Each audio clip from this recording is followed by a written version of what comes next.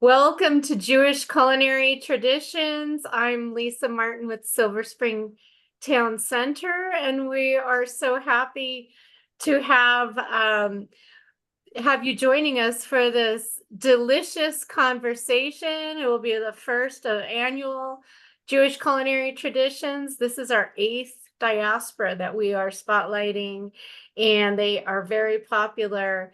Who doesn't love food?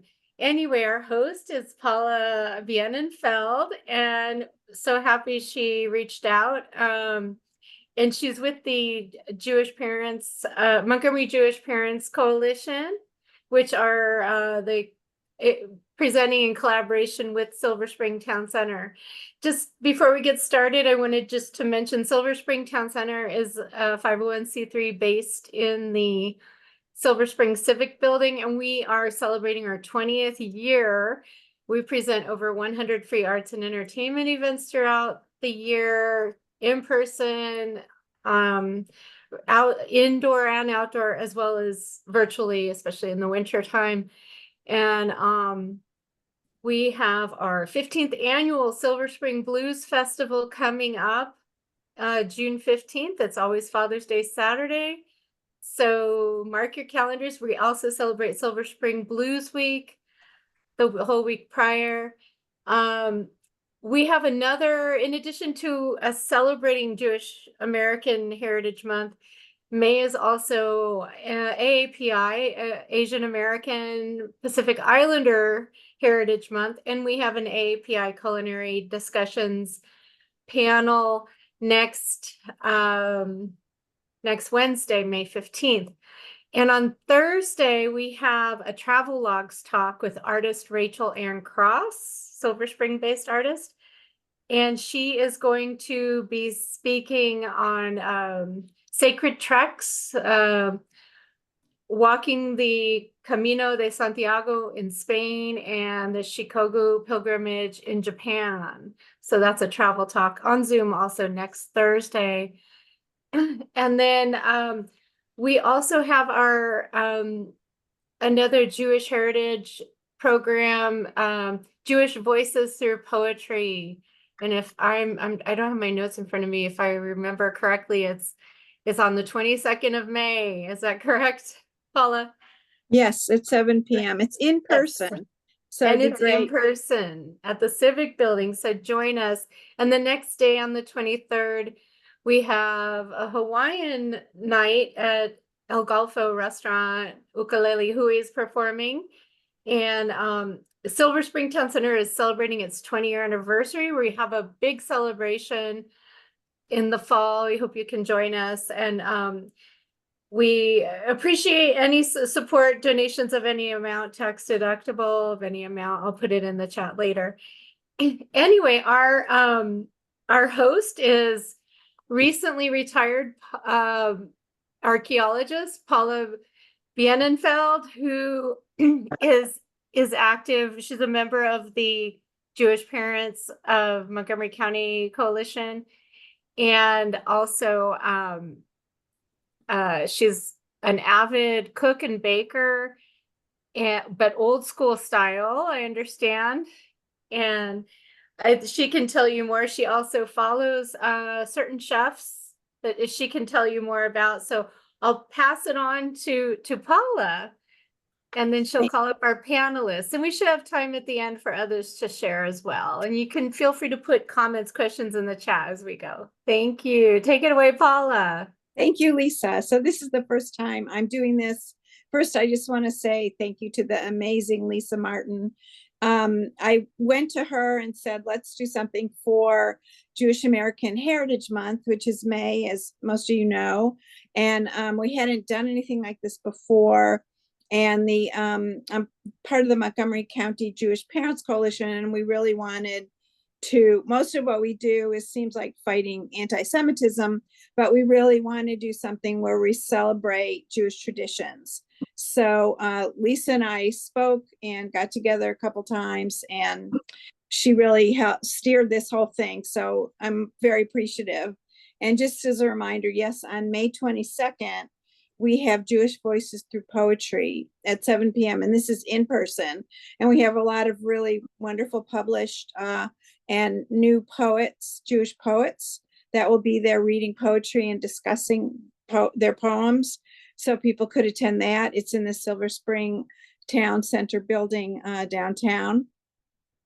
So Lisa said a little bit about me. I'm an archaeologist, recently retired, and I do like to cook and I like to bake, but I really am not that inventive, and I mostly follow recipes. And the books I told her about were books, a cookbook, an old-timey cookbook by Jenny Grossinger, and the Molly Berg cookbook, which I'm sure many of you may remember. So I just kind of follow those recipes. I'm not so inventive, but it's, just kind of the usual brisket and so forth type things. So I wanted to introduce our first cook, Marissa Keilson. She is a clerical social worker and therapist, but she likes to bake like a Bubby. So go ahead, Marissa. I think I'm still I think muted. oh yeah. Hi, thank you so much for organizing this. I think it's great to get to celebrate Jewish food and get to celebrate Jewish culture instead of kind of always bringing on the fight against anti-Semitism, but just celebrating this aspect of our culture. And so I took this as a challenge to talk about the story of my life through Jewish food, because in order to understand Jewish food, you have to understand the stories and people connected to it and through the generations. My childhood relationship to Jewish food connected strongly to my Bubby and to my mom. I'm the granddaughter of Holocaust survivors on my mother's side. And both my Bubby and Zadie died when I was really young. And though my time with them was certainly too short, they really had a huge imprint on my life in a profound way. So many of my earliest memories with them do, in fact, of course, involve food, especially for Shabbat. I still have one very vivid memory of my Bubby. She sat me in front of the TV while she cooked in the other room. And instead of a bowl of popcorn, like most American kids, I was given a huge, huge bowl of potatoes. And the smell and taste of those potatoes are still with me even after 35 years that she's been gone. My Bubby did not write down her recipes, and she was incredibly traditional. When my aunt was planning to get married, she followed her mother around the kitchen and wrote down everything that she did. And in order to be able to take those recipes on. However, the potato recipe was never written down. And so in my early 30s, I spent several years trying to recreate that recipe purely from taste. I'd like to say it was about half about the potatoes and about connecting with her. I actually got pretty close to getting it right. Chicken seasoned with salt and paprika, roasted with red skinned potatoes, that was important, onions, carrot, lemon, and a lot of garlic cooked together in one big pot. And somehow the magical combination of ingredients got it pretty close to her potatoes. As for my mother, when I think of the Jewish holidays, I think of my mom. Her brisket is above all others, and I know there are going to be other people here who are going to say opposite, but I'm going to have, since I get to start us off tonight, sorry, hers is the best. That sweet and sour brisket made with cranberry and chili sauce, and just nothing tastes more like the holidays than her brisket. She would also, of course, try and bring her mother back to our holiday table through food, through my Bubby's kugel or honey cake. And in fact, many, many years ago, she was able to submit these two recipes to the Holocaust Survivors Cookbook, which was a charity that went to a soup kitchen in Israel. And when I started developing an interest in cooking as a teenager, the very first thing that I can recall baking on my own was my Bubby's honey cake. And since I forgot the honey, it actually tasted disgusting. But I'd like to think that I have come very far since then, since I now do remember to include the main ingredient in a recipe. But it was really as I was in college and going to Hillel and Chabad at College Park that I started to really explore Jewish foods as an adult on my own terms. And they were typical Ashkenazi foods such as soup and challah and brisket. And they were all very integral to that Shabbat experience. But challah, the braided bread, which is typically eaten on Shabbat, for those who don't know, was a bridge in my baking journey. And that really brought me from young adulthood to where I am today. When I was in college, the Rebbitzin Malka Koretsky, she gathered some students who were interested and taught us how to knead challah, make it just right. Good challah should be a tiny bit sweet, eggy, fluffy, because there's just nothing more disappointing than a dry challah. Her recipe was actually from the Spices and Spirit cookbook, and for years, I used that recipe to make challah for the high holidays. I would turn this 5-pound bag of flour into 8 challahs, which then I would have for all of our holiday dinners. And the challenge with this recipe was it included a fresh yeast cake, which I had to track down because it's not a standard item in any grocery store. I even went as far as needing to call bakeries in order to reserve it in advance. And I found that when I was a mother, I no longer had time to track down cakes of fresh yeast. So I needed to change how I was making challah at that point. And anybody here who's a parent of young kids will know exactly what I mean by that. But I'm getting a little ahead of myself. In my early 20s is when I decided I wanted to take over some of the high holiday meals. And I started hosting Rosh Hashanah in particular. It's my favorite holiday because the Jewish New Year is a time for reflection, renewal, and sweetness. And I will tell you that nobody leaves my table hungry. And I would be really sad if they did. Most of the time, I will admit, I make traditional Ashkenazi cuisine, which the chicken soup and matzo balls, which I will say I know that recipe backwards and forwards. I can do it from memory. And I would say if there's any dish that if people think, oh, what's Marissa's best dish? It's my chicken soup and matzo balls.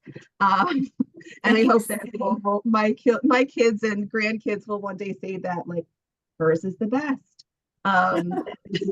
Brisket, potatoes, kugel, carrot simmus, apple kugel, stuffed cabbage, kreplach. I try and experience the sort of range of Ashkenazi cuisines. But in recent years, my husband, who is in fact a phenomenal cook, opened my eyes to seeing Jewish food in a very new way through our many, many, many cookbooks. And yes, this is our cookbook library behind me, one portion of it. I have learned more and more about Jewish communities throughout the world and try to bring the different cuisines and their recipes to our holiday table. So sometimes I'll experiment with Sephardic ingredients like orange and olive and cucumber and a variety of salads with eggplant and lemon. Other times I will try very different dishes like yellow split pea and pumpkin soup from Morocco, or chicken sofrito from Spain, masala chicken from India, fried artichokes from Italy, shawarma chicken from Israel. Wow, that's To quite a name, range. Thank uh, you. yeah. Thanks. Uh, Great. and but the most important thing that that brings me to motherhood today. Like so many people during the pandemic, I started baking more, and I decided to make challah for my family every Friday instead of once a year, and became determined to find my new favorite challah recipe. And while I've experimented with dozens, I settled on a couple. Adina Sussman's Golden Challah is one of my favorites, and Jamie Geller's 1 Hour Challah if you're in a pinch. And now the best part is passing on the tradition to my daughters, whose little hands are learning to braid the 6 strands of challah just like I have. And passing on my traditions to my girls is the best part of cooking and baking. We like to make hamantash and Purim, latkes at Hanukkah, and faroset at Passover. And so I've decided that the primary ingredient in all Jewish cooking is lador vador, which means from one generation to the next. Thank you. Thanks so much. Great. Thank you. That kind of reminded me, my grandmother would made an amazing potato soup that I could never replicate. And I remember talking to my cousin, and out of the blue, she said, "Wow, do you remember grandma's potato soup?" So that was, really brought back the memories. Thank you. And so Courtney, I think, is speaking. Courtney Talmud, great. So just a little introduction. You have an Ashkenazi background, but you're a Persian wife, and I met your family, so I know. And you've been cooking a eclectic variety of comfort foods for them. So go ahead, take it away. Right. Just like my friend who spoke earlier, the brisket, the challah, the chicken soup, the kugels, all of those things are made in our house, but there's also a separate component or an additional component of Persian food. You reminded me, my dad had a cousin who was a Holocaust survivor, and she made the most amazing cookies called pagachos. And I have no idea. They were really hard. They were hard little like tea cookies. I don't know. We would dip them. And I finally found a recipe to replicate them. And I make them a couple times a year for the family. But because my husband is Persian and he's from Tehran, there are certain things that are very special and unique to his culture. And instead of having matzo balls, we have something called gundi. And gundi is ground chicken. It's exactly like a matzo ball. It's ground chicken with cardamom and turmeric and salt and pepper and garlic, and it's put into the chicken soup, and it's exactly like a matzo ball, but it's chicken. So it's a whole meal added with chickpeas in the soup and onions, and that's pretty much it. And potatoes, boiled potatoes. There are a lot of stews in Persian cooking. My daughter's favorite stew is something called Rena, which is a split pea, yellow split pea soup with stew meat and tomato sauce. So on our table at any given day, you can find Ashkenazi food, Persian food, or both. Friday night, we usually have a mixture of both. There's usually gundi on the table, along with our challah and kugel or chicken and brisket, whatever it is at the night, chuck roast, whatever it is. But there's usually a little bit of everything.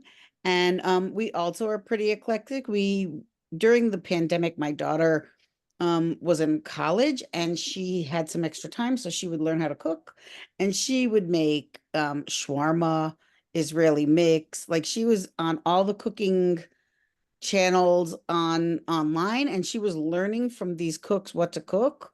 And now even I follow one on Instagram. Her name is Ruchama, and she's hysterical because she says my food is the best.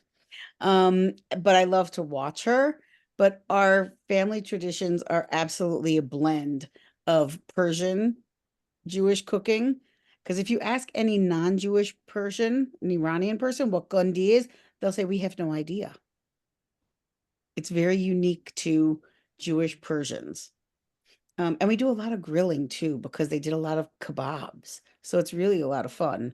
And that's not usually my forte because my husband doesn't let me play with the barbecue, which is fine by me.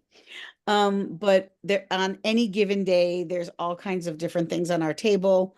Persian food, Ashkenazi food, Israeli food, it's all there. So when people come over, they never know what to expect, but they know that they'll eat well. There you go. Thank you for having this. This is great. Oh, good. I'm so glad you could come, Courtney. We'll have to catch up. Oh, yes. So, yes, Rena, Rena Konar, are you still here? I know she was having some trouble. I think. Not Yes. here. Yes. Oh, great. Okay. Yes. So, Rena, right. Oh, there you are. Okay. And you're a foodie. You said you love to be a foodie and you keep kosher. You keep a kosher house. So go ahead. Yes. Yeah, well, I was not raised keeping kosher. It came along in my early 30s.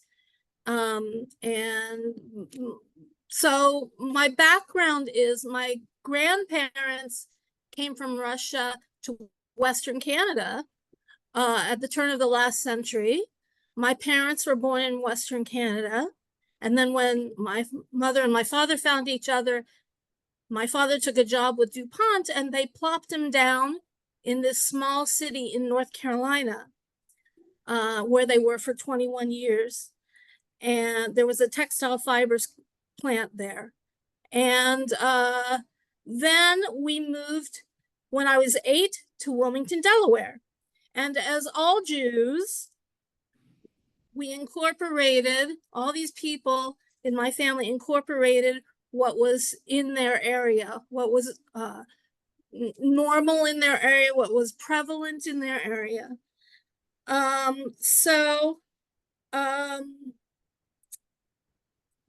My parents had long since left the kosher lifestyle, but they would make concessions. They would have subs from the Italian sub shop in Claymont, Delaware, on the porch on paper plates, or they would get half a bushel of steamed crabs, and we would also eat that on the porch in paper plates. But I want to talk about this little Jewish community in North Carolina. So we were a community of about 30 families in about a 100-mile radius.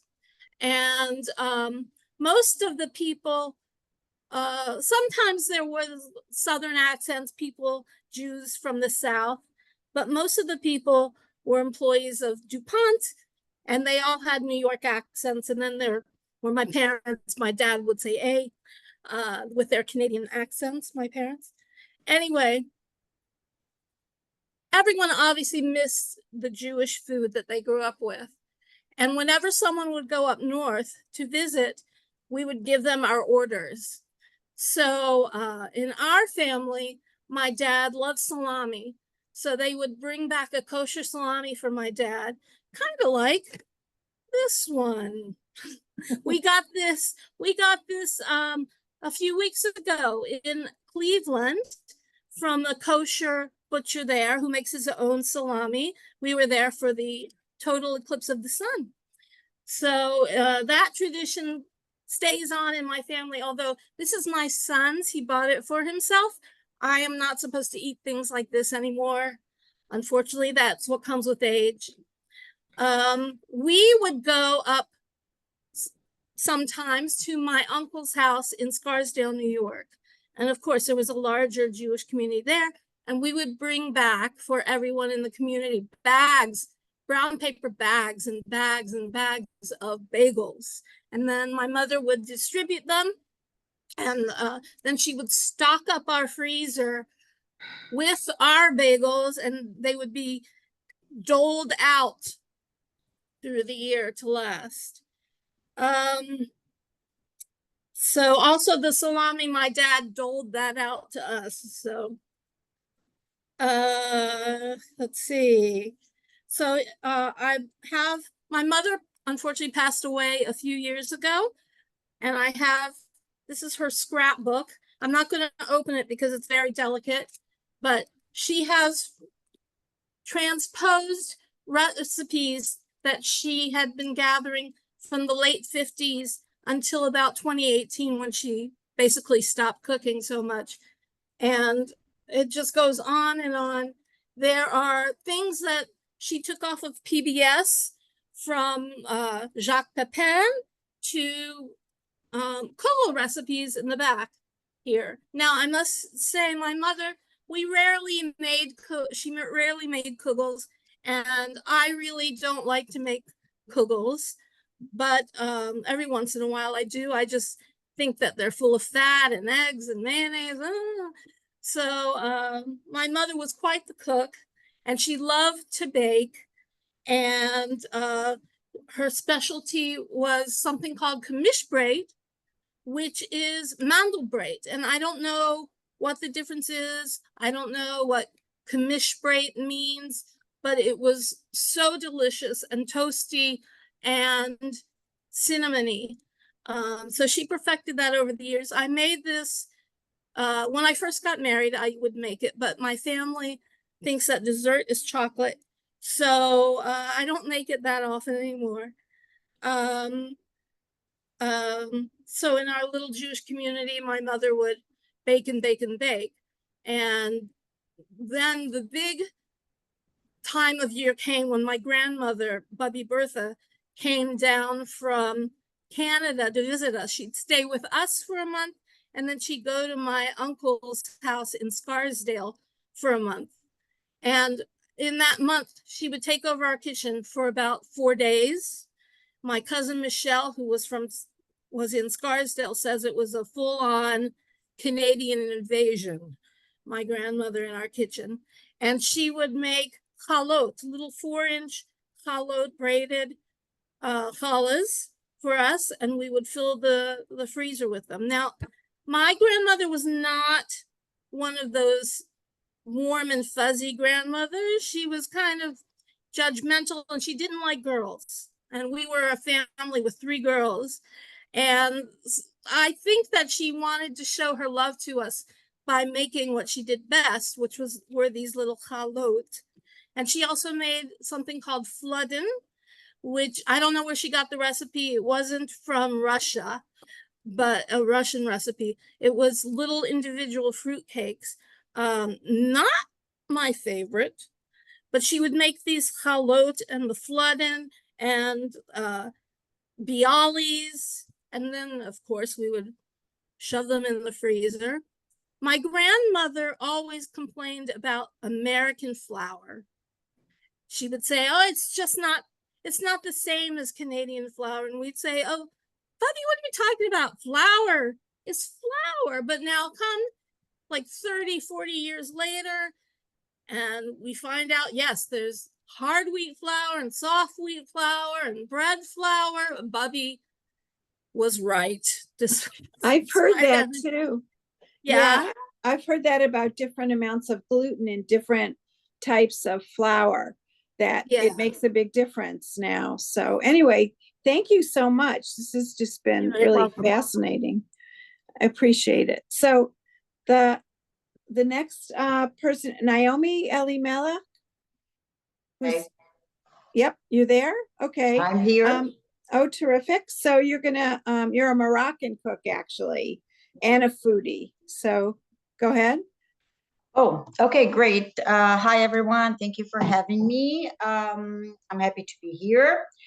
Just maybe 20 seconds about my background. I was born and raised in Ashkelon in Israel, to a family that had immigrated from Casablanca, Morocco.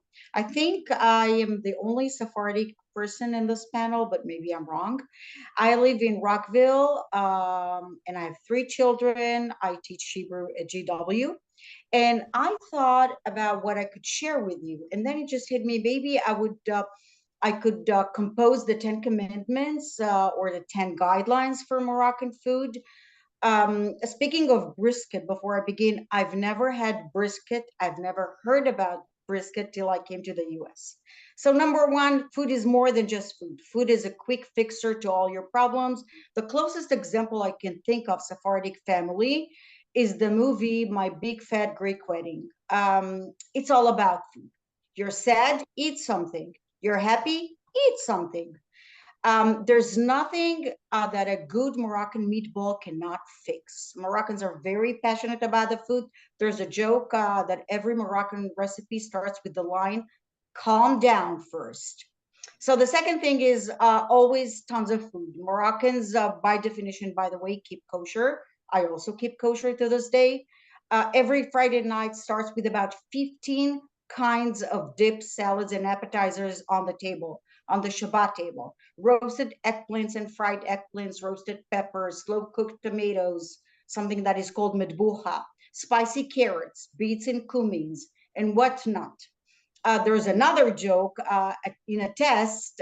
Once in a test, a Moroccan woman is shown a picture of a table with 3 legs. She's asked, "What's wrong with this picture?" And she says, "It's easy. There are no appetizers on it." The third, I hope you got the joke. The third thing is that Moroccans do not eat, "Do you want to eat?" It is an insult to ask. You have to state it as a fact. If you're a true Moroccan, sit down to eat.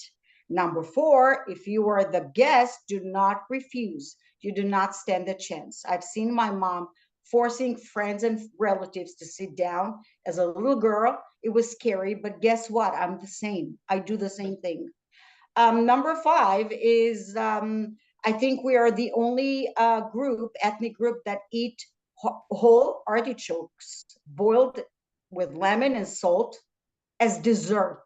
We eat it after the Shabbat meal, the Friday night meal. We eat artichokes, boiled artichokes, not an apple cake, no ice cream. It's funny, but it's something that is very typical. Number 6 is that we Moroccans also have a 5 o'clock tea, not just Queen Elizabeth and Brits. So at 5, we normally would sit down for a minty in rifat. Rifat is the name of biscuits with fennel seeds and sesame. Very good. Number 7, we never had any dairy dishes, no dairy food at a Moroccan household, not even on Shavuot. We had a toast with some butter or cheese in the morning, not more than that. The only exception is that on Purim, one of the holidays, we ate a type of couscous that is called bilkuksh. And this couscous is eaten with buttermilk or butter. Number 8, everything in my house and in many other Moroccan houses is made from scratch. That's how I grew up. 100% of the food is homemade. And when I say 100%, I do not mean just dishes, salads, meats, cookies, cakes. No, I'm talking about condiments like mayo, pasta sauce, fruit preserves, wine, pickled olives, and whatnot. One day, I was a teenager. I craved for store-bought food. So my mom finally bought me hot dogs and burgers, and I was so thrilled about it. I remember it to this day. My number 1 is traditions are not to be broken. I come from Israel. Stability is the last thing I have in my life as an Israeli. Definitely taking into account the whatever is happening now. But Moroccan fish is the one thing that in every Moroccan house is eaten every Friday night. Every Friday night. Peacetime, wartime, war times, rain or shine, I do not know. We all sit down and eat piquant fish. That is fish that is cooked with peppers, garlic, cilantro. Some add chickpeas. I add fava beans, and yeah, it's a dish that we always have week after week. Number 10, it is in my veins, or in my veins you will not find blood, but maybe matbucha, the red tomato dip. I don't know, but seriously, it's something that is instilled in me. I would like also to wrap it up by telling you that I'm the owner of a blog, a website that is called Moroccan Mommy. You can find many recipes from the Moroccan cuisine. I do cooking classes, even a class on how to make Moroccan appetizers in 1 hour. I cook for families, and I'm working on a cookbook. So I'm going to post the link to my website. And if you have any questions, if you would like to meet, if you'd like to continue doing, collaborating, doing other events together, let me know. Oh, Thank you. great. Thank you. Fascinating. Thanks. And so, let's see, Aviva Packman. Hi. Hi. So I have you down that you're a program specialist in your professional life and that you love to bake challah.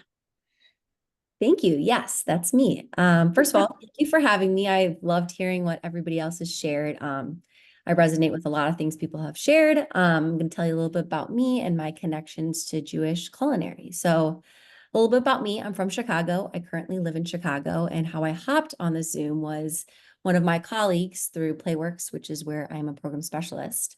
And I connected through Jewish food. And I feel like that is a huge statement to not only the Jewish culture and religion, but the fact that we can connect on anything, and food is a big component of that.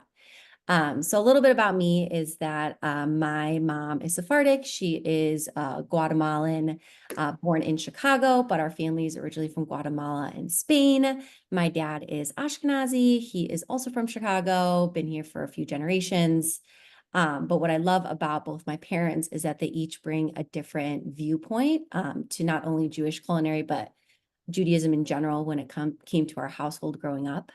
And so I think that having both an Ashkenazi dad and a Sephardic mom has played a big role in how Jewish culinary has showed up in my current household.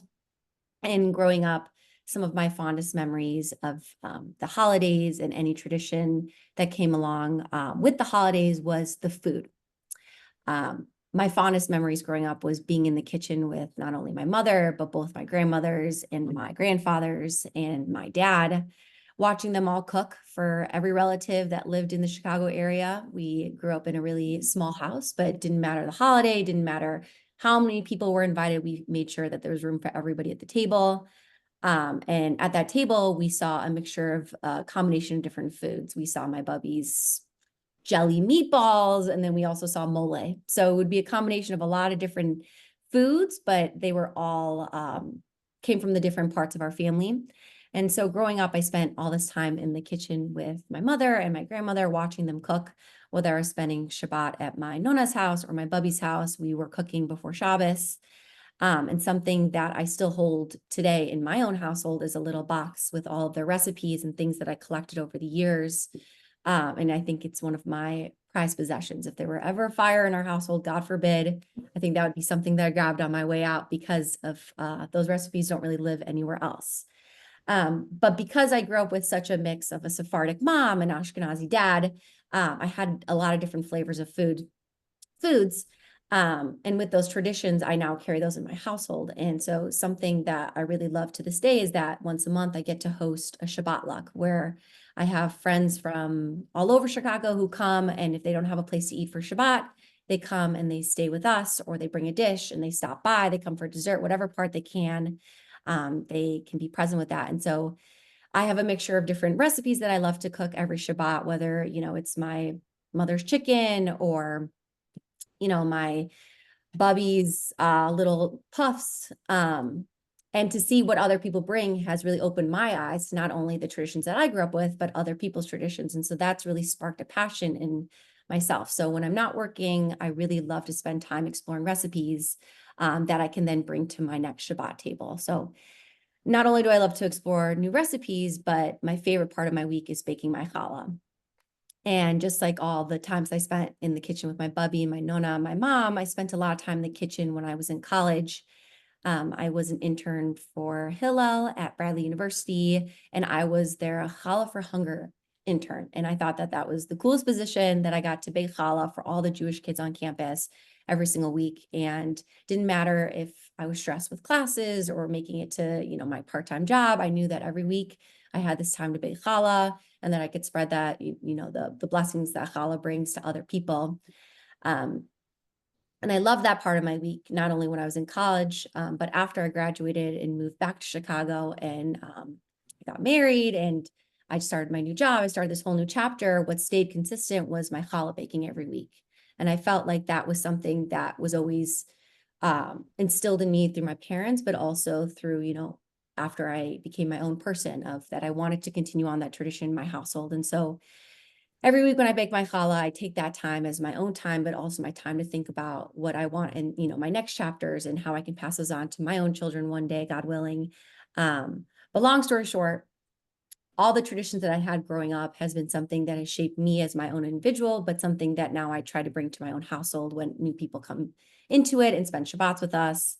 And I really just love hearing everybody else's stories, including, you know, I was hearing someone talk about, Marissa, you were talking about your Bubby's kugel and trying to figure out that recipe. My mom and I had a similar experience trying to figure out one of our grandmother's cookie recipes. We kept trying it over and over again, and it was amazing to figure out the end result. But I loved doing that and hearing about, you know, Naomi, or Sephardic traditions and how those are carried on into your household. I love that that connects all of us, even though I don't know many of you and I've never met any of you before. I love that we can connect on that. And I think that's what really has held true to me. So thank you for letting me speak.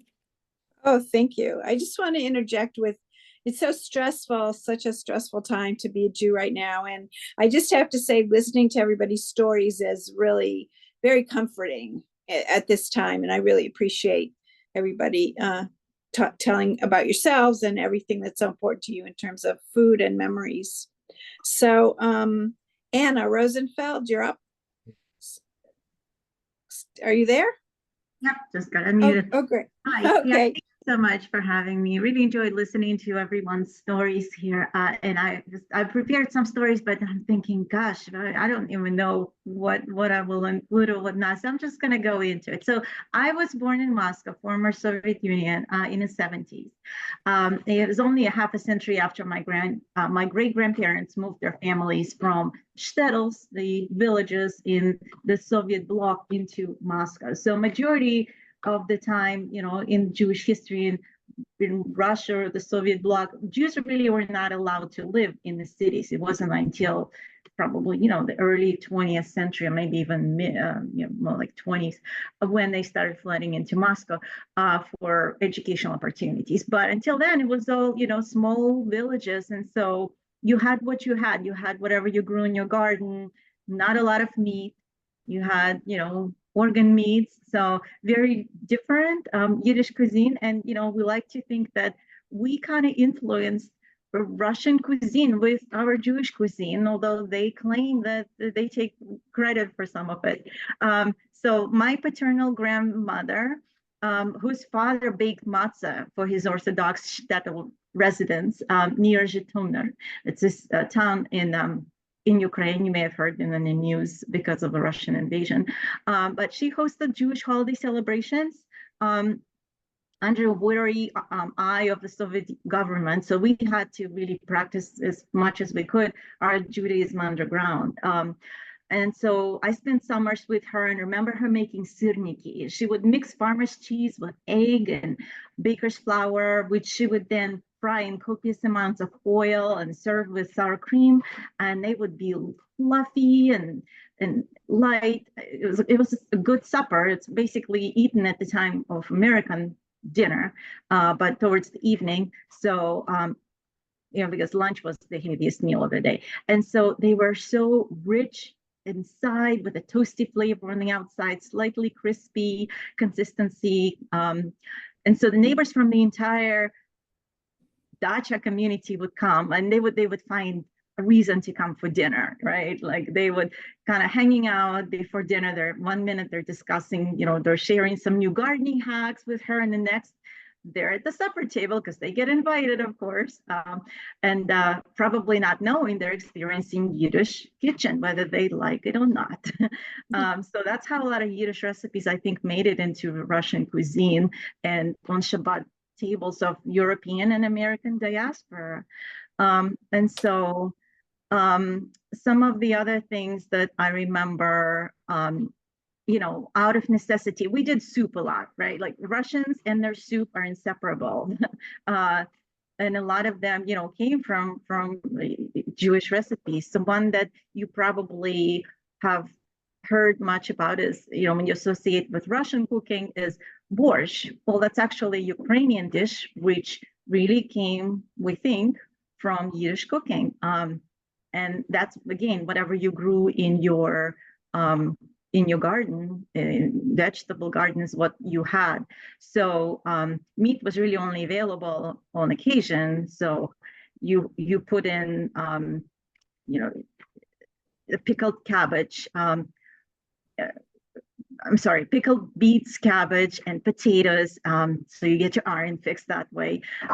And then you have this Ukrainian svikornik, and you make that, you know, into a soup, and you eat it with a dollop of sour cream. Actually, there is a part in the movie Golda, if you've seen it, where she invites Henry Kissinger into her house and offers him a bowl of borscht, and that's how diplomacy was done in the 70s in you know, her kitchen.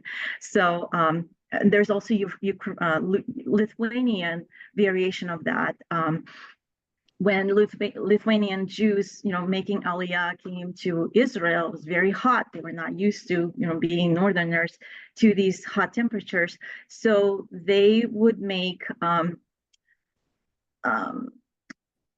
you know, these punishing temperatures. So they would have a version of this soup, essentially involving cold vegetables, and they would include beets and potatoes and cucumbers and fresh herbs, and they would place that on the bottom of a bowl, and then they would thin sour cream or yogurt, and then that's what they would pour over the bowl. And so it's just very refreshing and a lifesaver in the desert. Some of the other things that my mother actually made is kishka.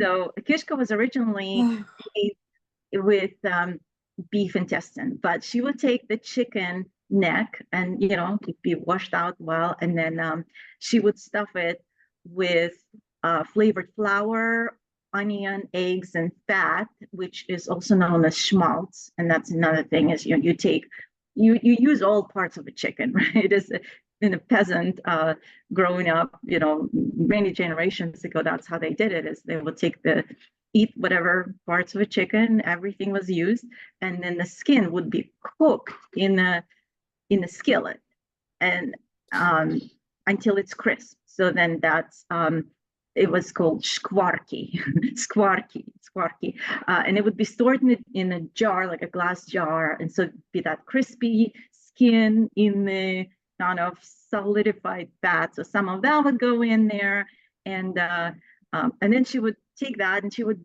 tie it off with a string, and she would boil it in chicken soup. So then when it comes out, this just completes a dish, right? You don't have anything else meaty for dinner. All you need, really, a complete meal, is you got the chicken soup and you got the kishka that was cooked in chicken soup, and it's just very juicy, yet it has the body to it. So, and then you could take the skwarki that you stored in a jar and you would spread it over black bread. So it's kind of like a Jewish bacon, you could say. So let's see. I'm going to cut it off here because I know we're running low on time. There's so many great recipes. Hopefully you found the stories interesting. Thank you. Thank you, Anna. So Lissy, am I pronouncing that correct? Lissy Sorrentos from Silver Spring? Pardon? Hi, it's Lisi. Lisi, oh, sorry. So you're That's all right. Okay, Silver Spring homemaker I've got, mother of 2, and you bake a very good challah. So let's hear about it. Well, so I really didn't bake challah before the pandemic. In fact, I don't think of myself as a baker at all. I like to cook. but I'm not huge on recipes. And then the pandemic came and everybody was baking bread. And, I felt like, well, we did the sourdough thing in the neighborhood, but I finally had time on Fridays to give the time to baking challah. And it really began to foment for our children a much more like Jewish identity. They've always been you're very proud of their Jewishness, but making the time to like take the Sabbath and have Shabbat be important to us and have challah as part of that was really important. And given what's been going on within the Jewish community right now, I'm so deeply grateful that we've taken the time to really to give them that identity and for them to focus on it and understand that Shabbat is important to us and that it's something that we set aside time aside for every Friday night. And that came about through challah. I am a cookbook hoarder. I have everything from, this is my 1968 Temple Emmanuel and Worcester Moss cookbook that was done by the sisterhood that my mother has and gave to me to, I think Paula was talking about Jenny Grossinger's cookbook and Adina Sussman, and I'm a cookbook hoarder. And so as the pandemic progressed, I started just trying out different recipes. And at that time, I had time to make challahs that had double rises, etc. And then kids went back to school and life changed and the time went away. And so now I've really narrowed it down to Connie Applebaum's recipe from Totally Kosher. And it's actually for a pull-apart challah that I've just sort of switched into a braided challah and taken a tradition from a book called Braided, which is the journey of 1,000 challahs. And the thing that it does is while the yeast is blooming, you stop and you say like that I'm making this dough in the merit of, and then you mention somebody who is important to you, who maybe is sick and needs healing, who you're thinking about that week. And so it gives further meaning to the weekly challah. And my daughter, who's 11, joins me in it. Challah has become very important to us. I have my challah earrings that I like to wear on Shabbat. It's part of the tradition. And it's really served to make family time more important. What was interesting after the pandemic, our PTO does a lot of events at our school on Friday night. And I've always been on the PTO board, and we'd stop going to them because making challah and giving focus to the Sabbath became important. And we started saying, no, we're not going to do these events on Shabbat anymore. And so now we've noticed like International Night, they're doing tomorrow for the first time. They're starting to change it because they realize that people are saying, wait a second now, we can't participate on Friday night, And so through food, it gave us the identity, which gave us the strength to start to change other people and the way they see things. And that's just been very important to us. So that's all. Thanks for letting me share. Thanks very much. That was great. Yeah. Shelley, you're there. Shelley Warnick, who's managing director of the Center on Aging and Trauma and the Holocaust Survivor Initiative, who said that let me see, I'm writing this. You used to cook, but didn't have enough time lately since becoming a mom. And I see your kids in the background. So hopefully you will get inspired by the program. And you were going to talk about Kugel and Hollywood foods, correct? Holiday foods. Hollywood. Yeah. Holiday. Thank you, Paula. I'm talking to Paula and all of these friends. This is Marvin. Marvin, you want to say hi? This is Marvin. Marvin is almost 4. Hi. And I had to think very hard actually about what I wanted to present for this. See what we just made? We just made something that's not food. It is blocks, which have letters on them to keep us occupied. But I thought of what I do make now. I have 3 young kids, and time is very short in the evenings, so meals are quick. But I do use all of the recipes that come on the back of PJ Library books because they're easy and they're great to do with kids, and they're really good. So I will tell you about 2 of them that I've made. One is a Hamantaschen recipe. It came from a book called The Better Than Best Hamantaschen, or Better Than Best Purim. I don't remember. If anyone's familiar with that book, it's a Purim story about cats, and as they are. And the back of it has a Hamantaschen recipe. I had never made Hamantaschen before. I always was intimidated and thought like they're so hard to make, and hamantaschen like are not that good. So if I'm going to put time into something, like make something that's amazing or chocolate based, like hamantaschen are just kind of hamantaschen. But the recipe on the back of that book is very good. And the super secret ingredient, which is in the book and in the recipe, is orange peel.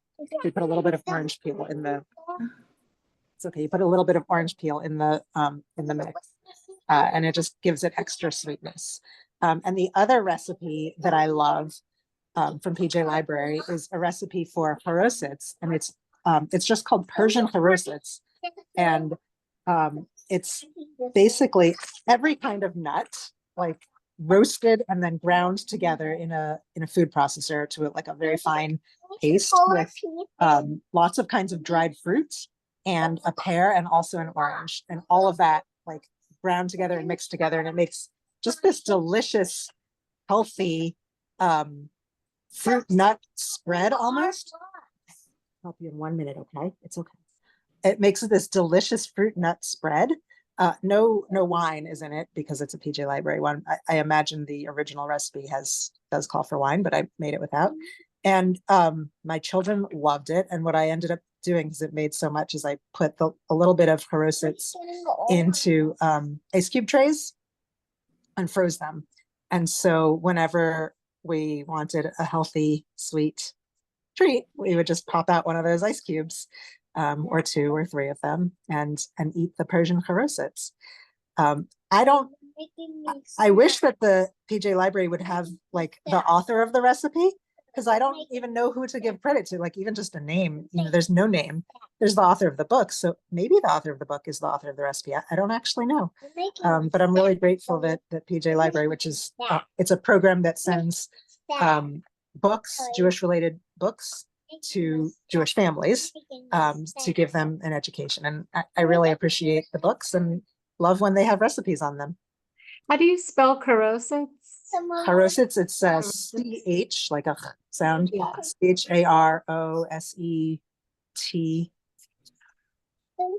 Easy. Maybe? Okay, great. Yeah. So it's something you put on the Seder table, on the Seder plate. It's got a sort of a different meaning. But your idea of the frozen one is, what a great idea.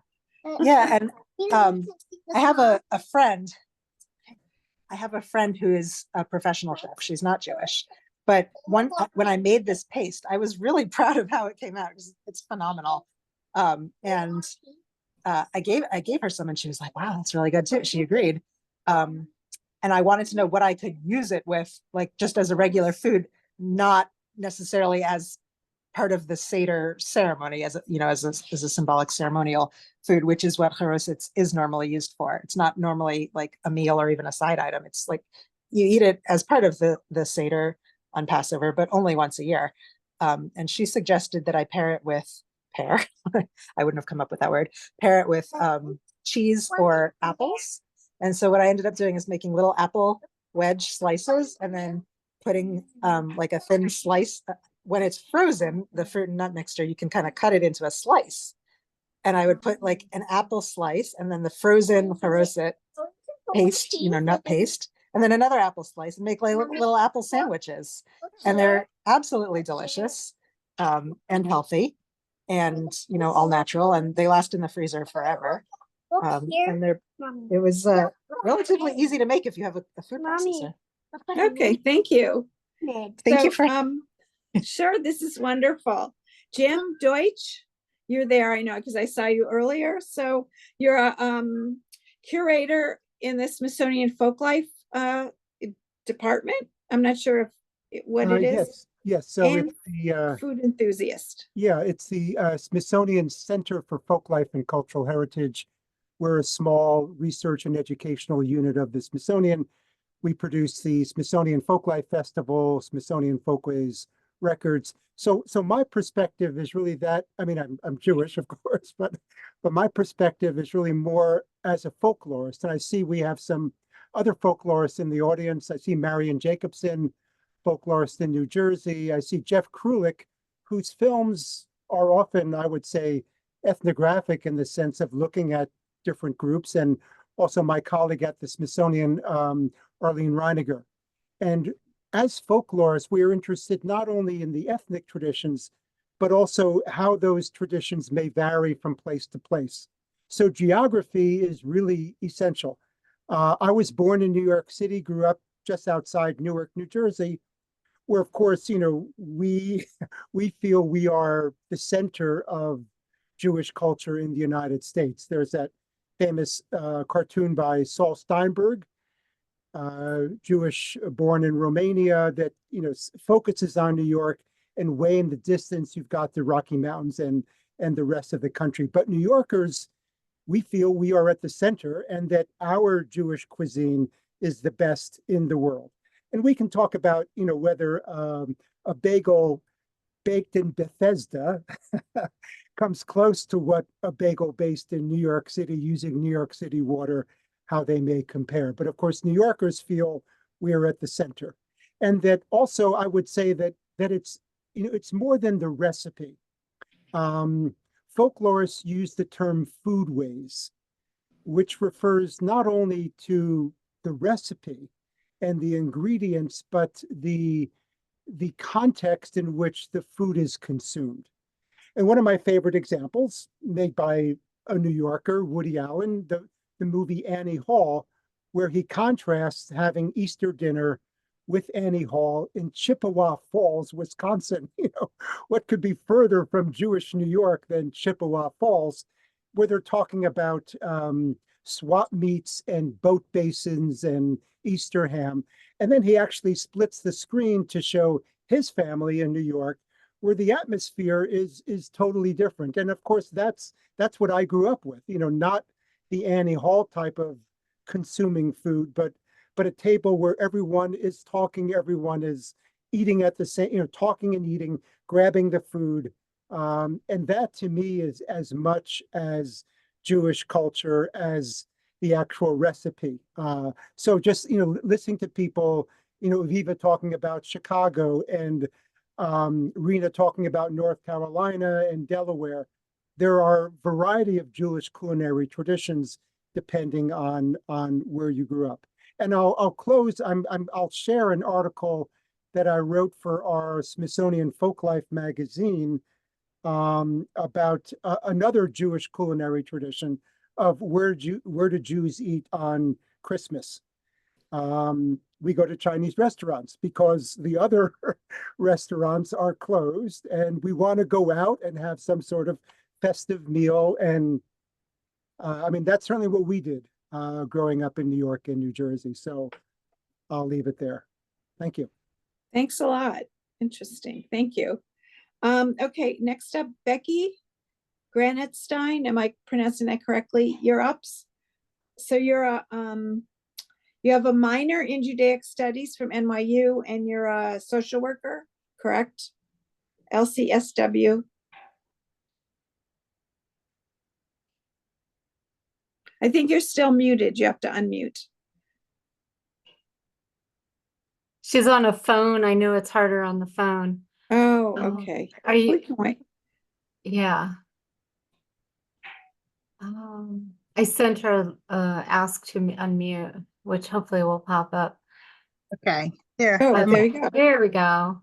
Hi, Okay. Becky. Hi. So I'm sorry, what was that question? Oh, I was looking at social work, right? LCSW-C, is that a social work degree? Minor in Judaic studies. Right. Okay.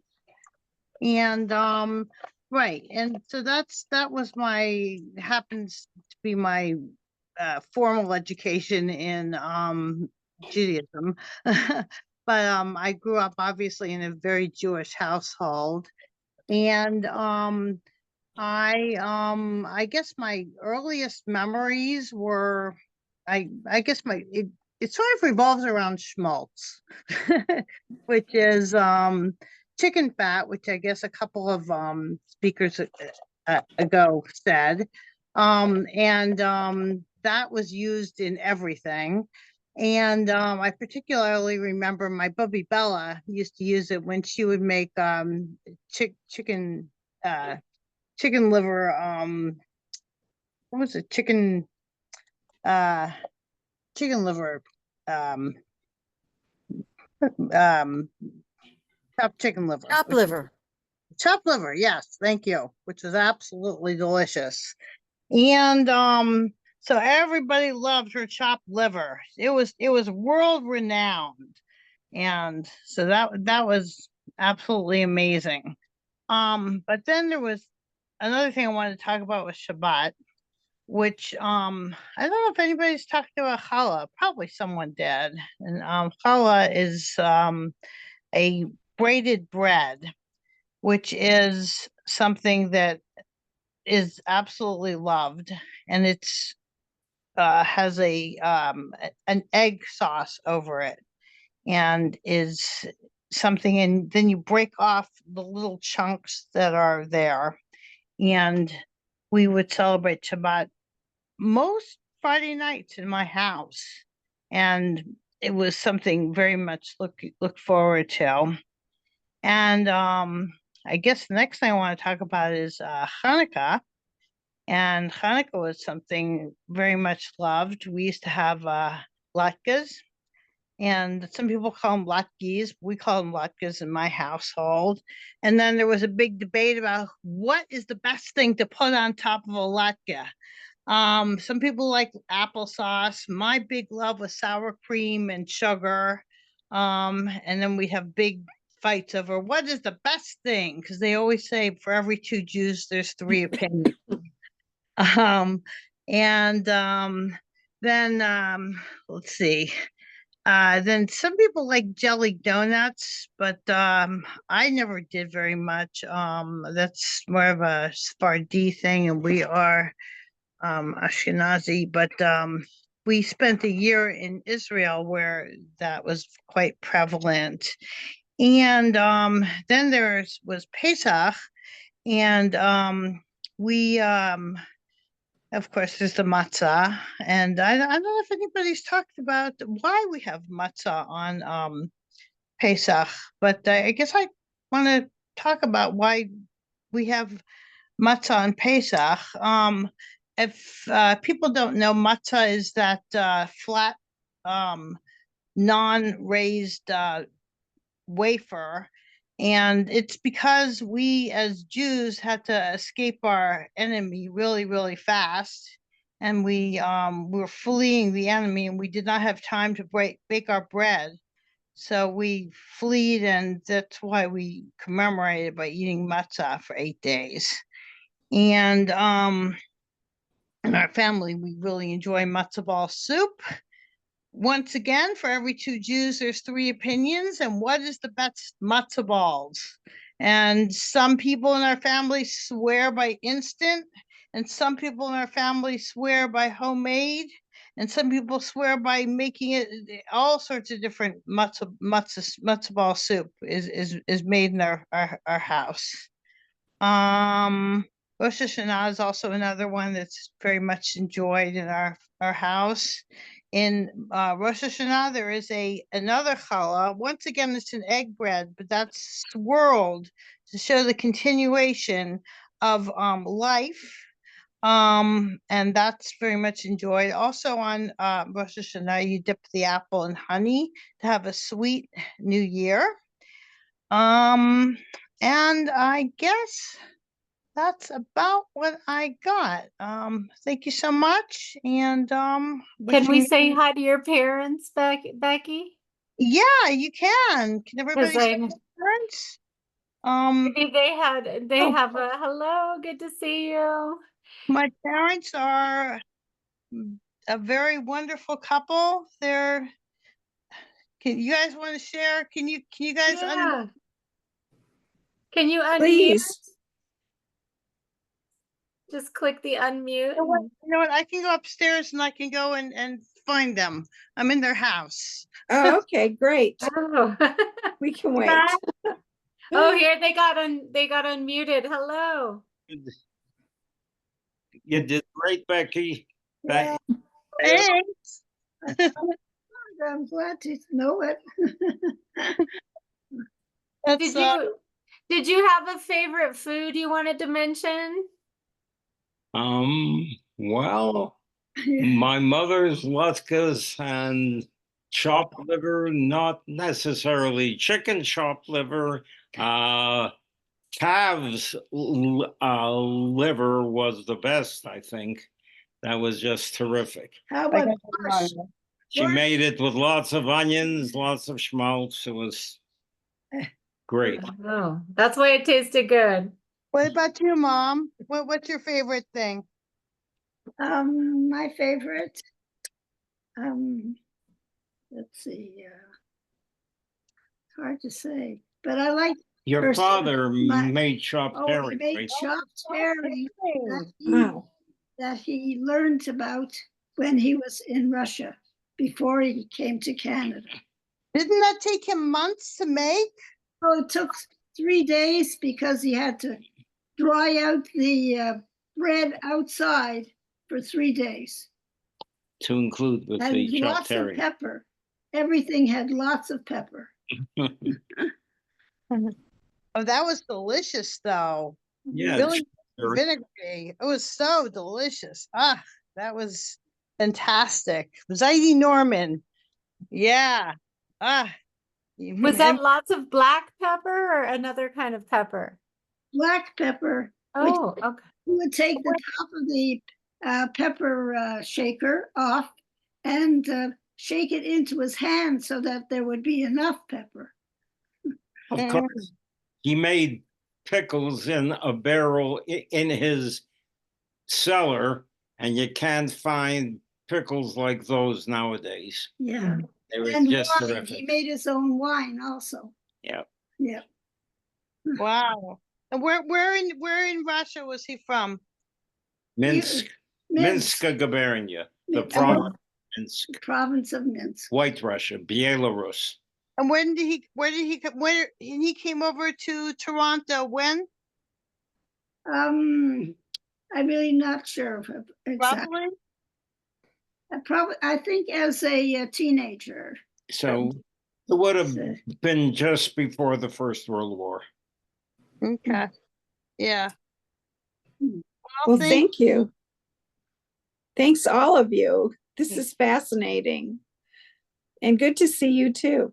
So next, Rachel Bernhardt. I'm not sure if she was able to make it. Are you on? No. No, So- but her friend Jeff Krulik, who was mentioned earlier, Jeff is here. Maybe he has a quick share. Hi, Jeff. Hi. My mom's, Hello. I don't really start my video. Great. Hello. Hi. Okay, where did you go? Hello. Hello. Where are you? Oh, here he is. Yeah, Rachel couldn't be here. Rachel couldn't make it. Right. Well, Wow, I look great, don't I? It's like, well, tell us a quick family food memory you have. You're a storyteller as a filmmaker. yeah. Well, my mom's actually my grandmother, my nana's canadals, her matzo balls were just the best. And apparently when I was a little kid, when I was little, I told my grandmother, my father's mother, because this was Nana was mom's mother, that I said, I told her these canadals aren't as good as Nana's. So and Nana's mom made them, and they were really wonderful. Unfortunately, they've the recipe's gone now with mom, but interesting story I will say regarding Jewish culinary traditions for me. I grew up with latkes from a box. I always thought that it was like, and they tasted great. They still taste great to me. I still like, latkes from a mix. But I do remember when a non-Jewish girlfriend made latkes from scratch, and it was like I couldn't believe it. I thought that was like I always thought they came from a box. I always thought that was how you made them, and I guess because we just smothered them with applesauce. I still have it. That's still the latke I think I prefer, quite honestly. No offense to anybody who makes them from scratch. But you know, I grew up with chicken on every Friday night. And you know, I don't know if anybody had problems finding fruit slices this year at Passover. They didn't seem to be in the grocery store, at least where my dad was. He was complaining he couldn't get fruit slices. So I don't think I've added much to this conversation, but I'm glad to be a part of it. Thank you. Thank you. Okay, good to see you, Jeff. Good to see you. Thanks. So pulling up the rear, Toba Hausner, I think you're still on, right? So you're vice president of the Greater Silver Spring Democratic Club and Yes. a proud Bubby. So Yes. all yours. Okay. Hi, everybody. I'm going to be sharing more memories from my childhood rather than recipes. So I grew up in a suburb of Boston called Dorchester. It was a heavily Jewish community. And I lived in a multi-generational family. I lived with my parents, my brother, my Bubby, Zadie, and an aunt. My family spoke Yiddish, and so I was privy to many secrets that the neighbors would come and talk about. My mother and Bubby shared the cooking responsibilities. My aunt didn't like to cook, but she did all the dishes happily. So that was a good thing. We celebrated Shabbat every week. We lit the candles and we had a traditional meal. Now, the meals didn't leave such a lasting impression on me, but my Bubby made challah, babka, sweet rolls, and various other baked goods. And that's what I remember, the taste, the smell, and that was Shabbat for me. My mother was also a good baker, but in a different way. She loved to bake pies, and she could handle any dough and bake any pie. And I particularly remember her lemon meringue pies and her blueberry pie.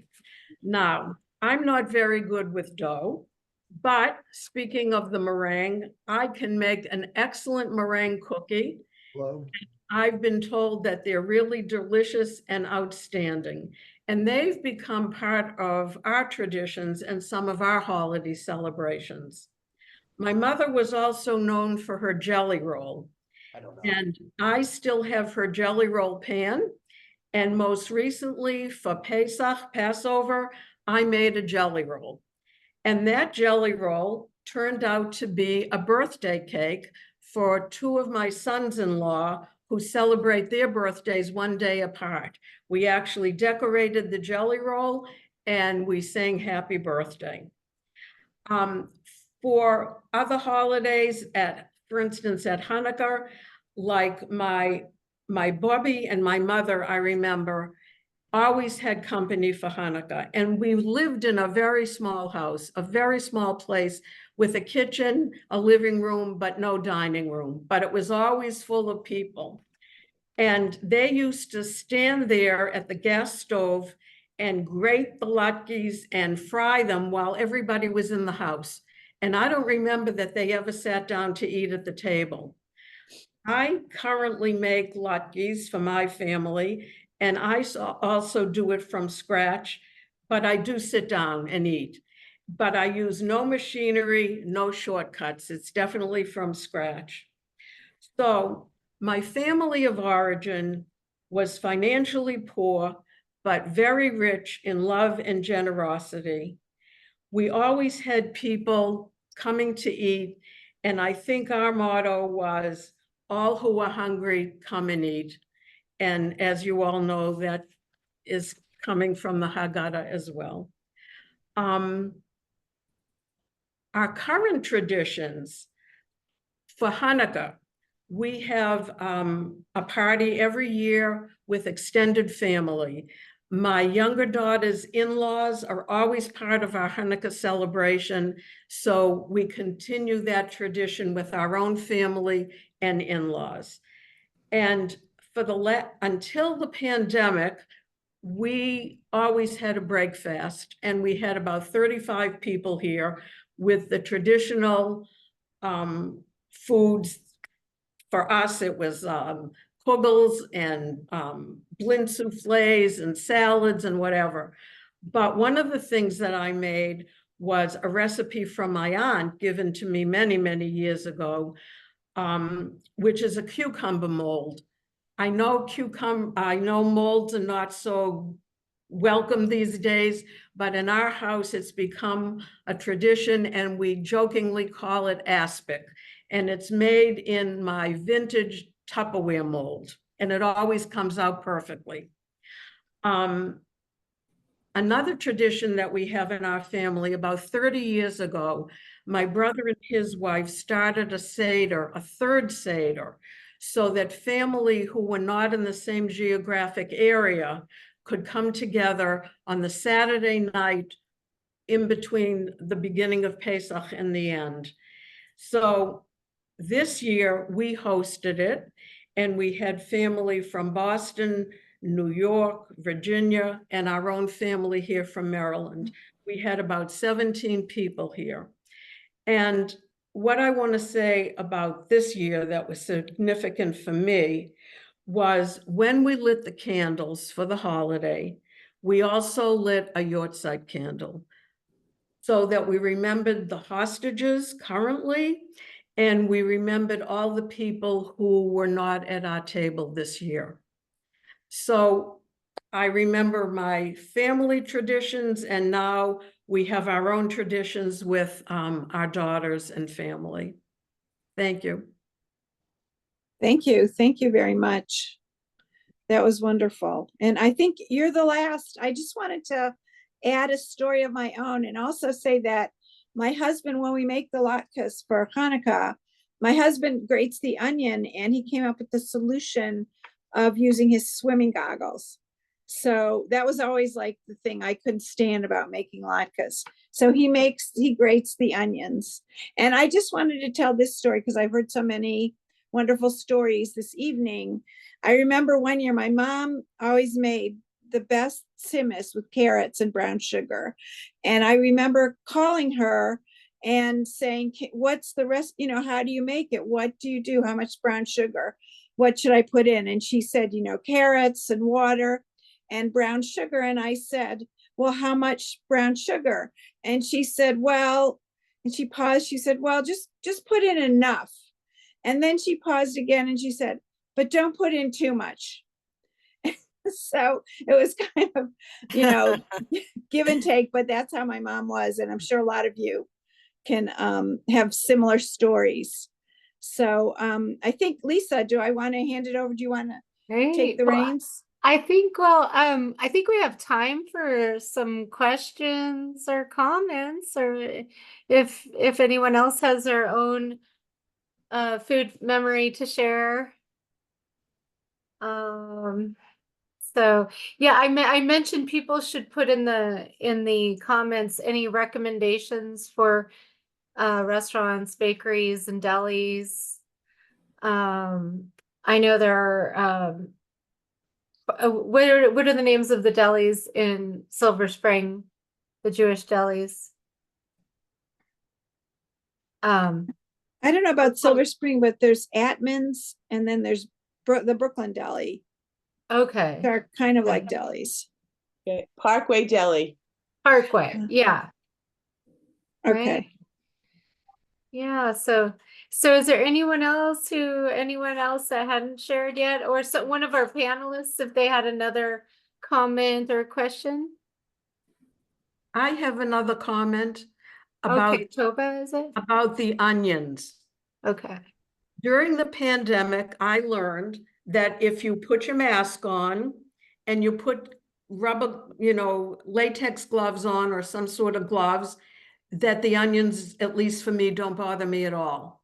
Oh, okay. So that's my little tidbit.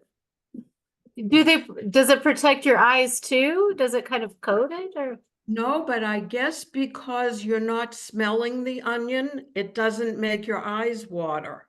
Oh, if you have the mask on. You have the mask on and you don't have the smell on your hands, so it's not affecting the eyes. Huh. Hey, can I ask, has anyone here ever made gefilte fish from scratch? I've always wanted to do it, but I've never done it. Gefilte fish. Yeah. My aunt used to make gefilte fish from scratch, and it was really, really good. Do you have any idea how it's prepared? I made gefilte fish from scratch. Oh, okay. I Hi, did. Lena, would you like to share? I'm sorry, my camera is not working. So I made it from carp. That was the best, you know, the carp. Mm-hmm. We used to buy it. I am from Russia, and we used to buy it live. So, and then what you do is you cut it in pieces, and of course you clean it and everything. Cut it in pieces. Then you take out the meat, the flesh, but try not to damage the skin, and the skin stays on the skeleton. And then whatever meat, so-called, you ground it, and you put lots of onions, fresh and fried, and also some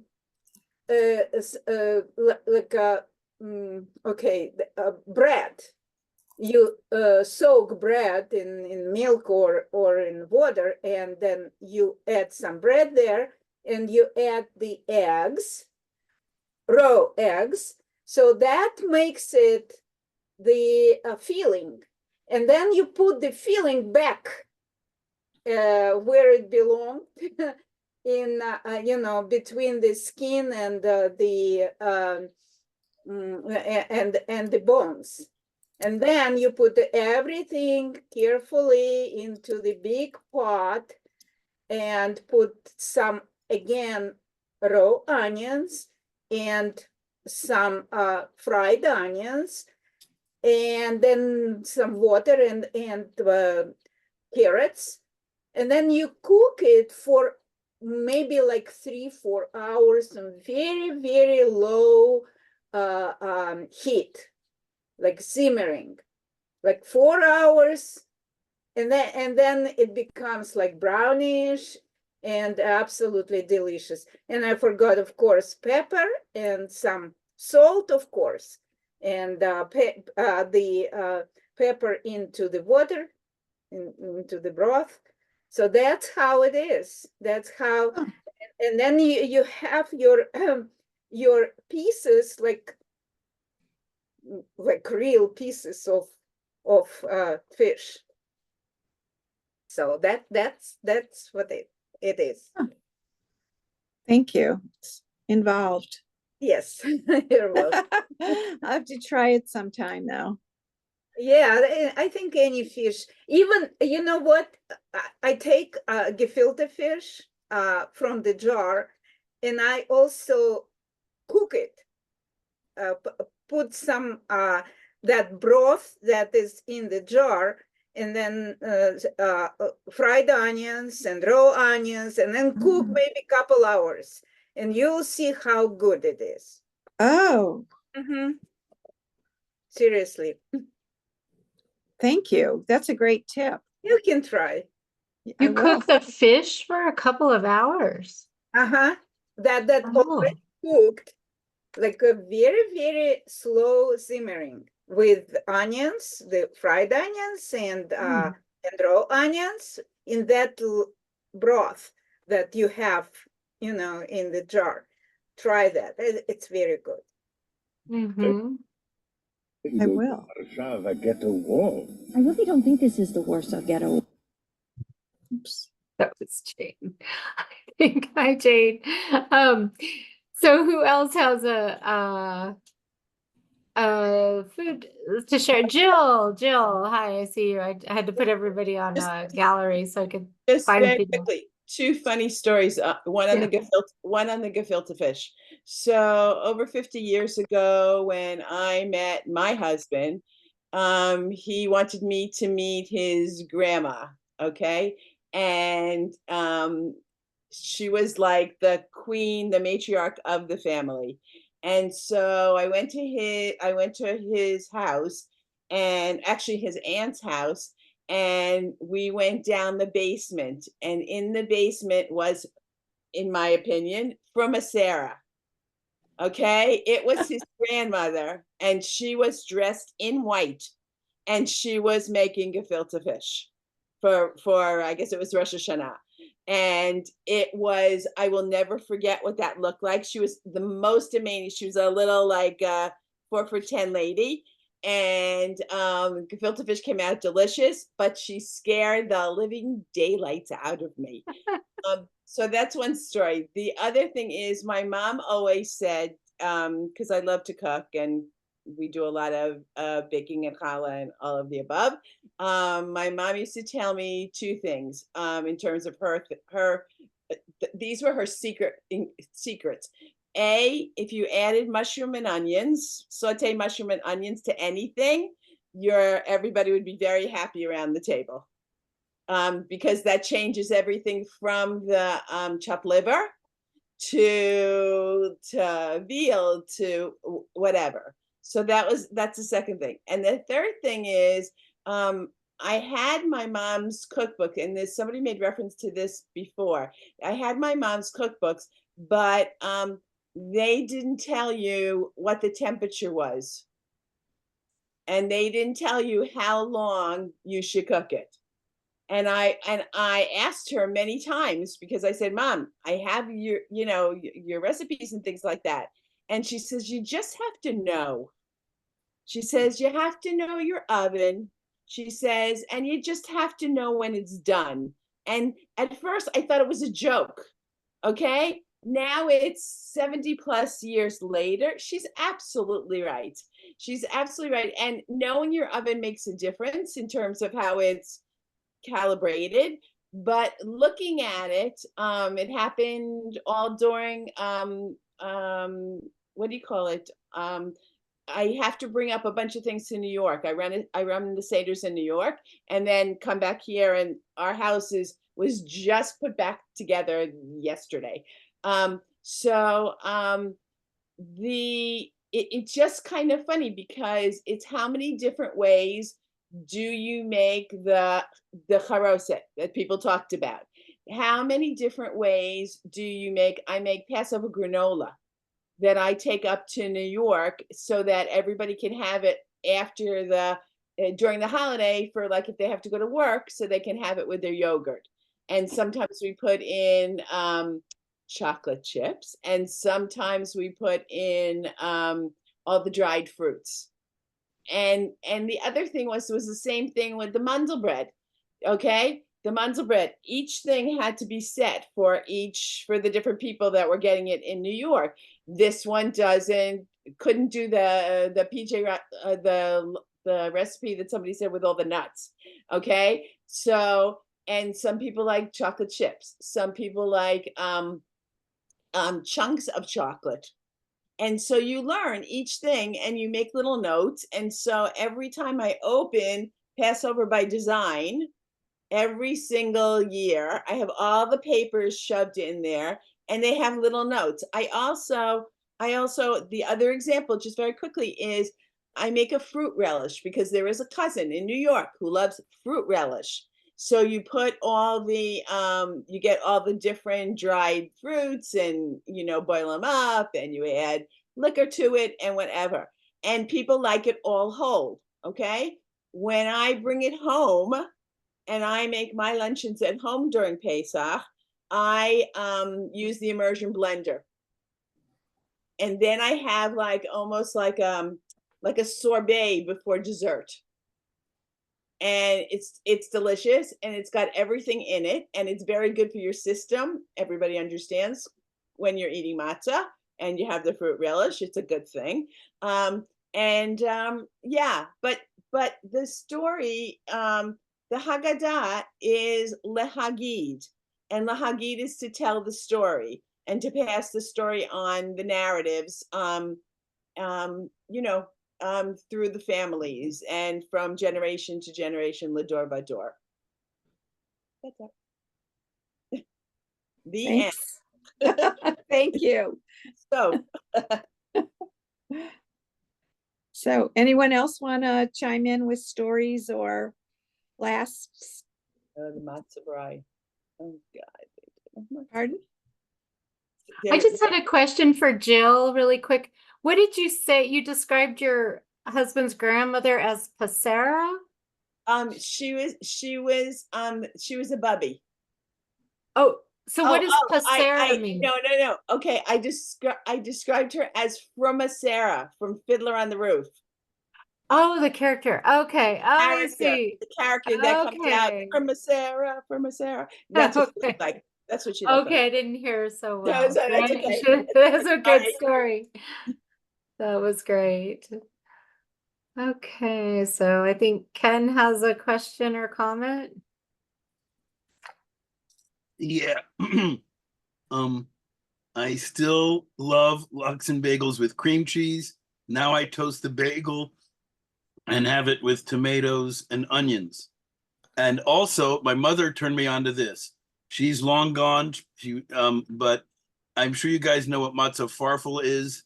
It's cut up matzah. You can boil it with water and kind of make a hot cereal out of it.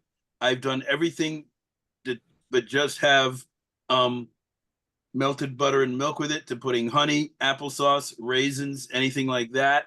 I'm no gourmet chef like some of you guys appear to be. The other thing I will say is that Whole Foods, not to say lovely things about, Jeff Bezos, but they do have really nice matzo ball soup that they make there. Also, I had been wondering, considering that this is a Jewish cultural event here, if any of you guys are interested in Israeli and Jewish music. I am a music journalist, so that's why I posted that. And Paula, I would ask, are you on Facebook? Could I find you there? Yes, I am on Facebook. Okay, I'm Ken Roseman, and my picture, so you'll be able to identify this. I have a black t-shirt on with the name of a very famous English folk rock band, and the person I'm standing next to is their lead singer. Okay. It's Steel Eye Span, if you've ever heard of them. Oh, yes. Okay. Yeah. For Ken, no matter, even if we're talking about African American doll making, all roads lead to Steel Eye Span. They can. It's not always inappropriate. Okay, good to see you, Ken. Do you happen to know the history of lox and bagels? Isn't that a New York invention? I don't know. No, bagels are from Europe. They're but from the Europe. lox and the bagels. Yeah, Salmon. They're from Europe. Yeah, I don't know if I've seen bagels in Europe, and I've lived in 3 European countries, but does Jim know, or one of the academics on here, about the history of lox and bagels? Lovely to have you. I didn't. It's all those villages and those people were all murdered. And there is this book, which I put in the chat because somebody asked about Bialys. There's a book by Mimi Sheraton called The Bialy Eaters. And Bialys come from this town, Bialystok, and they were very famous for the Bialys. But they were all murdered, and the original recipe was all gone, and the community is all dead. I knew So I that knew was- Bialys were from, I knew they were Yeah. from Europe, but I thought they had become bagels, and then the combination of lox and bagels. I thought it happened in the New York area. You could be right about that, but the bagels themselves and just smoked fish is from Europe, I think. Yeah, bagels. There's actually a long history of anti-Semitism associated with bagels. The church outlawed that Jewish people were no longer allowed to make bread And so, but we were allowed to make, we were allowed to make bread that was not whole. And so by making it on a stick and selling it on a stick, it became a bagel shape. And this was actually during medieval times, just to share a little bit of history. Yeah. Jim, did you have something else about that? Well, actually, exactly that, which, yeah, that there were laws preventing Jews from baking bread. So they came up with the bagel. And this was in the area that is now Eastern Poland. I mean, Białystok is a city in Eastern Poland, but that whole area, you know, the kind of the Pale of Settlement, Poland, Latvia, Lithuania, Belarus, and Ukraine. That's where we think bagels emerged. They used it in The Producers. Do you know the show, The Producers? There was of course. Movie from 1968. I've never seen never seen the Broadway show. Yeah, like that. They used it as his last name, Max Białystok. Yes, Max Białystok. That's right. Yes, Max Białystok. Somebody asked why Bubby, her name was Nanny Sylvia, why she was in white when she was down in the kitchen. It was a very pure kind of ceremony, you know, like that, she felt like, you know, like the carp in the bathtub. She felt like it was the tradition of getting that fish and turning it into gefilte fish and everything like that. And it all came from, I don't know, it's like an etchug. It's just, it's a very pure, I don't know what she wore, you know, whatever, but she was scary.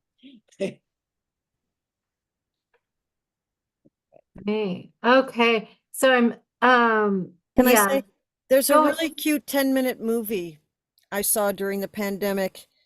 It's about gefilte fish. I posted it in the chat. It's in Hebrew, but it's got English subtitles. And the premise is this girl's going to get married to the boy, and she has to go get the fish and kill it to make a gefilte fish. Exactly. Surprise ending. That's all. Right.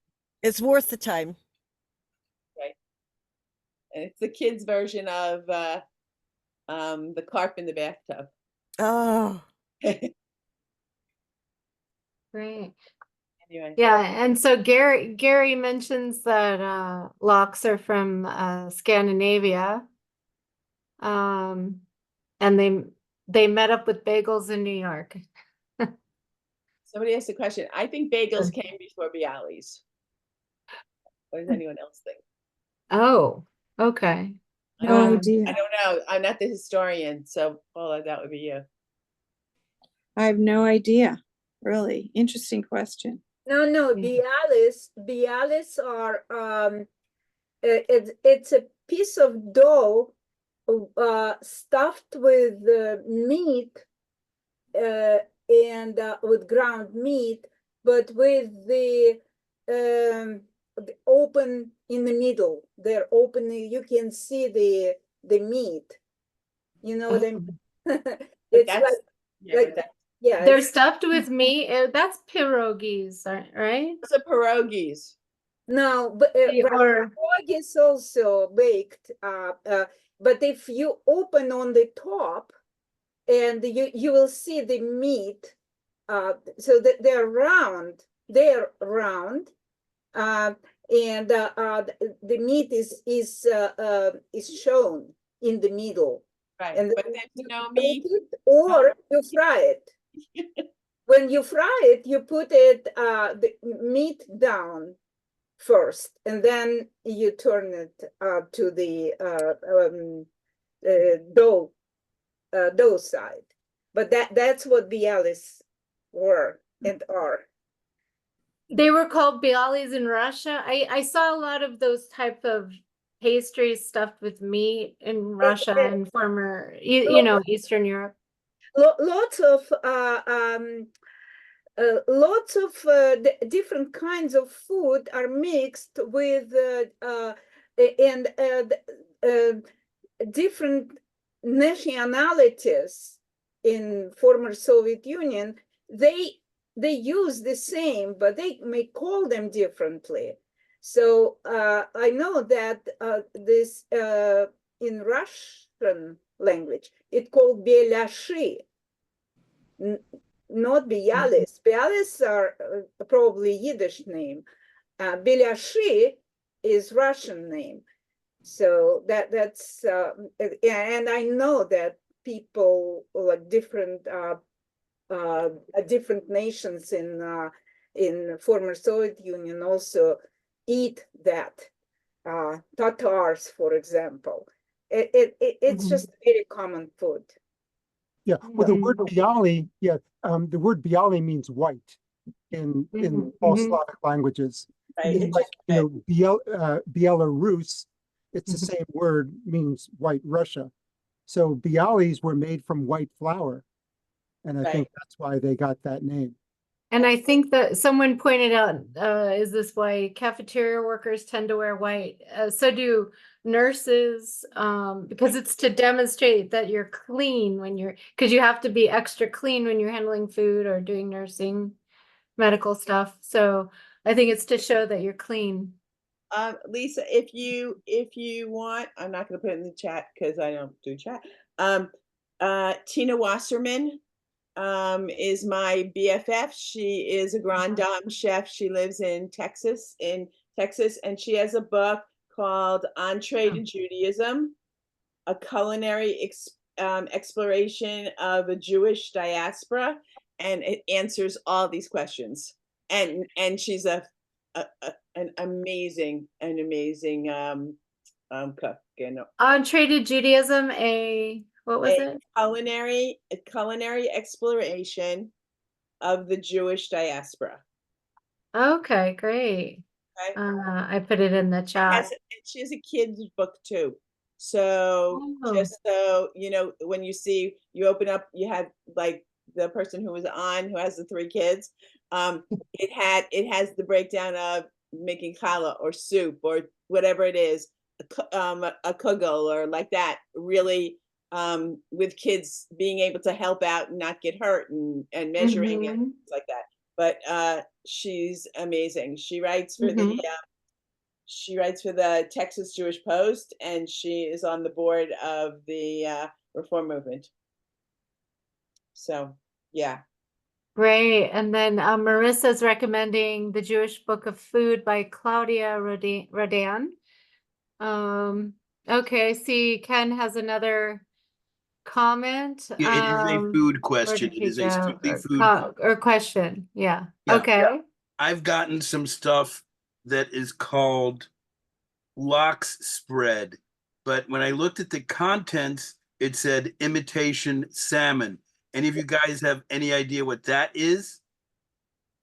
It's fake. Doesn't sound good. Fish? Is it? Do you know what it is? Any idea? It should be in the ingredients. Does it say tilapia? It's probably farm raised tilapia because it's cheap. Yeah. It just says imitation salmon. Or it could be a vegan kind of thing. Right. Like it could be something else. That's good too. Right. Should I get the little container and show it to you all? No, you have to read the side and see what it says. All right, hold on for a second. What was it called, Ken? Lox spread. I'll go get lox spread. Okay.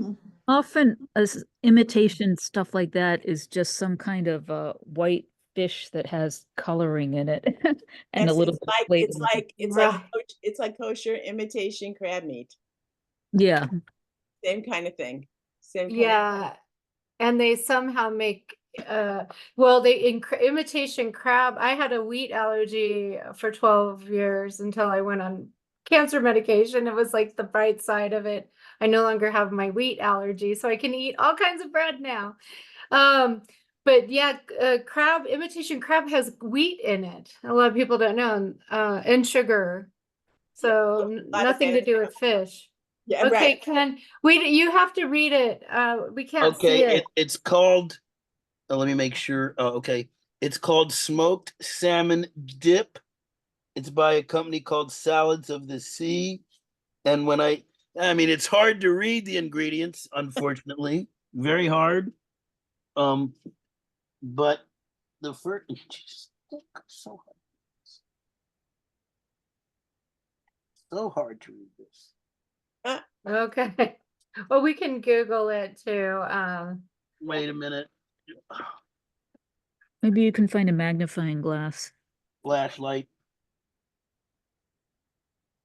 Ken, does it taste good? Do you like it? It's well, I've been, it's okay. It's not the same as actual lox and cream cheese, and it's not the same, but it's a lot cheaper. Of course. It's because it's missing the main ingredient. Yeah. Main ingredients probably styrofoam. Yeah. Yes, exactly, Gary. I didn't say it. You said it. It wasn't me. Ain't nothing like the real thing, baby, as the song goes. So, well, great. Well, what is it called again, Ken? Because we can look it up. Smoked salmon dip. The company is called Salads of the Sea, made of imitation salmon. That's what it says. Imitation salmon. Additional. I can't read it. Okay, it's just that salmon is expensive, so it's probably just a cheaper fish. Like then Yeah, maybe I was not. wondering if it was cheaper fish or if it was just totally made out of plant material. Ooh, you never know these days. Okay, wait a minute. There is something called imitation salmon roe. And it's supposed to look like what do you call it? Well, they sell those the roe eggs, Yeah. at IKEA. I love that stuff. Yeah. Probably not very healthy though. I mean, because I think it has Salt. other ingredients. Okay. No, You salt's ready? good for you. Okay, It here has you like go. vegetable oil or something in it. Oh no, canola. no, I'm wrong. Sorry. What is imitation salmon made? Okay, you ready? You ready? Water, konjac powder. I never eat anything I don't know what it is. Potato starch. It's good for Passover. Olive oil, pea protein, sea salt, seaweed powder. It's vegan. It's all vegan. Ah, so that's the idea. All vegan with a little calcium hydroxide just to finish it off. Ah, well, Does thank that you. look like this one, or is that different Thanks. stuff? No, it says in general that's what it is. It's non-GMO, but interesting. This one is made in a facility that also uses tree nuts. I found another one. Can I share the screen? Oh yeah. Let me find you. I have to find you, Jane. You want to be able to share your screen? Yeah. Yes, please. Okay. Sophie's Kitchen. Make it co-host and spotlight. All righty. Remarkable. I don't know how to do that. Okay. Okay. Can you see it? It's coming. Yeah. Oh, there it is. Imitation smoked salmon. There you Fish are. protein, Imitation. pollock, and/or salmon. Oh, it does have that's fish. cheaper Okay. white fish, basically. Yeah, Does second it have ingredient any is fish in it, or is it or totally vegetarian? This No, it has does. fish. The first You know what? It's actually like a filter fish. Yes. It's a mix of fishes. It's a mix of fishes with all the extra junk in it. But that's what it is, because pollock and whiting, you see that on the side of gefilte fish jar. Yep. Yeah, I think that's the other brand of smoked salmon dip that I saw. That's from Salads. Well, no, Salads of the Sea. This is it. Okay. Yes, This is Salads of the Sea, and it's Lakeview Good. Farms No, is the company. I mean, so it does have fish as the first ingredient, or does it say it says fish protein? Yeah, fish Yeah. protein, pollock, da da da da da. So fish is the main Okay. ingredient. It's number one. But some of those words you've never heard of or can't really pronounce are probably No, it's not. all real words. Pollock, No. we know, Pacific. Tripolyphosphate, tetrasodium. The things at the end are probably not. Carmine is from shrimp. I know. It's for the dye, for the color. Yeah. Yeah. That's Well, interesting. So that's how you Okay, got the I'm color. gonna stop the share. Thanks, Jane. Yeah, thanks. Yeah. Thank you. great. Thanks, everybody. It's been fun. Well, We'll be Great kind of session. wrapping up. thank Good. you. Thank you. Thanks, Thanks everybody. to everybody and all the participants. This That was was fun. really wonderful. Thank you, Lisa, for pulling this all together too and organizing so much of it. We have Yes. to have a and chapter thank 2. you. Thank you so much for hosting, Paula, and helping pull it together. It went really well. These are always so fun, and I'm always hungry after it's Yeah. over. True. Yeah. Thank you, That's true. Paula. And thanks I for wanna come all visit the all of you for old dinner. world. Thanks for all the old country type discussions. I really enjoyed. I love those especially. Yeah, they were great. And I me just want to too. remind everybody, May 22nd at 7:00, we're going to have the Jewish Voices Through Poetry, and it's in person. So it'd be great if a lot of people showed up. It's at the Silver Spring Civic Building.